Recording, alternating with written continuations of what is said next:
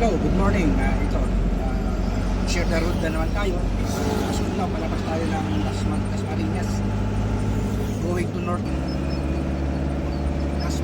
area. Ngayon, papasok na tayo ng N6 road. Yan, tatak natin ngayon. Papunta tayo ng N6 road.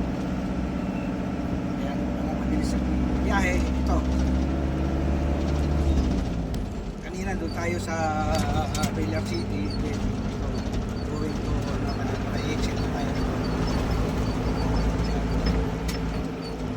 Ayan ang NCX road.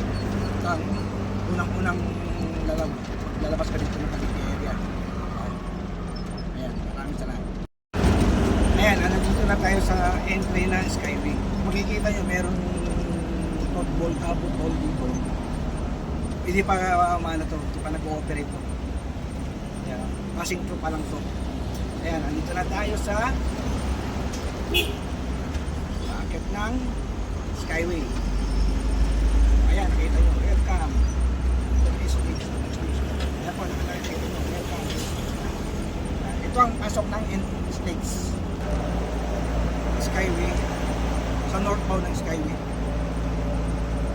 Ayan, mataas na yan. Then, ang kasunod dito, Magallanes, yun ang second exit natin. Ang second exit dito sa Skyway. Pag nandito ka sa northbound. Ayan, na-share ko na. Ayan, nandito na tayo. Ito ang last toll ng Skyway. Titignan natin kung magkano ang charge natin. 267. Last 205. Kung galing ka ng NCX, tapos class 1 ang dala mong sasakyan. Equal 260 plus 26 470. Ayan, dito na tayo sa NX Palintawak Toll.